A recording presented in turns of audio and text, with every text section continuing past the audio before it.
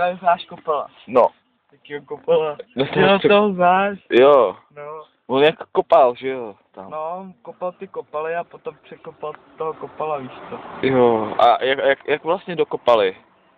Jo, jak dokopali, no, tak to máš tak, že prostě ty velký kopalové porodili malinký kopalíčky. A oni prostě ty malinký kopalíčky ty kopaly, velký, co je porodili. Proč kopali ty, co je porodili? Protože to jsou rodiče jakoby a prostě nemají je v lásce, víš co, takže je nakopali. A proč No nemají a prostě vládce? ty velký kopalové vykopali, nebo prostě porodili další malinký kopalíčce, aby nakopali ty kopalíčci, co prostě to narodili ještě předtím, víš co. Předtím. Před těma malinkýma kopalíčkama. A ty jsi narodil až po? Cože? To není možné. Ale jo. To není takové. Já o tom vím víc. Chápej, prostě já mám na tohle, já jsem na tohle studovaný. Já tady těch znám studii celou. Prostě jde. A jak vznikl první kopalík? Vykopal Žižka byl, to scházeli ty, nebo kopali do těch kamenů, aby se skutálili na další kopaly. Ten bezvokej, víš co? Jo. Kopalík. Ale to byl Žižka. Počkej. Prokop. Počkej, jak se bude jmenovat ten Žižka? U kopalíku. Prokop Kopalíček. Ne. Musíš... Jo, Prokop Kopalíček. Počkej, jak se jmenuje? Jo, Žižka, jo. Žižo kopal.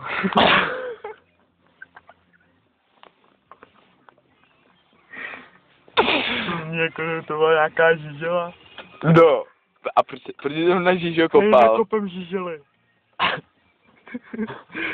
A ty kopalové potom budou sáma. A budeme kopat společně. Ale kopalové jsou malí. A potom budeme Kopalové... společně budeme silný.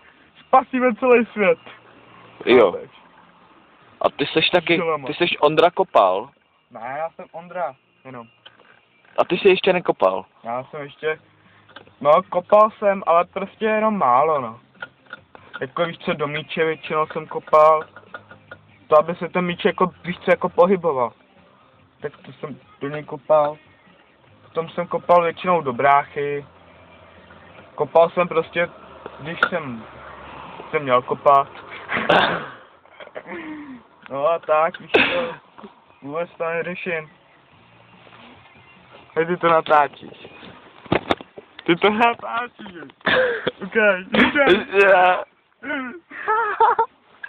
A já si toho všimnu až teď, víš co. Takže v pohodě. Došel nám benzín.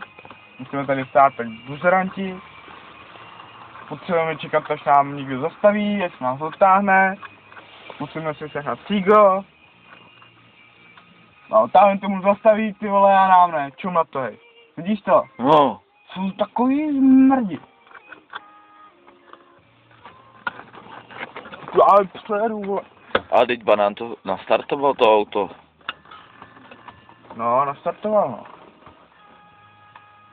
Ale to dojedeme tak, ty vole, k tomu bílému mostu, jak vyjedeme ten kopec. Dál už se nedostaneme určitě, ne, no. Já musím na oběd, Ty vole, já jsem měl projít už před hodinou doma, kámo. Fakt jo. No, kvůli bráchovi. Před hodinou jsme vyjížděli, vole. No, právě. Nebo ne? Jo. Jo. Ty. Nevím, nechceš se za ním jít kouknout.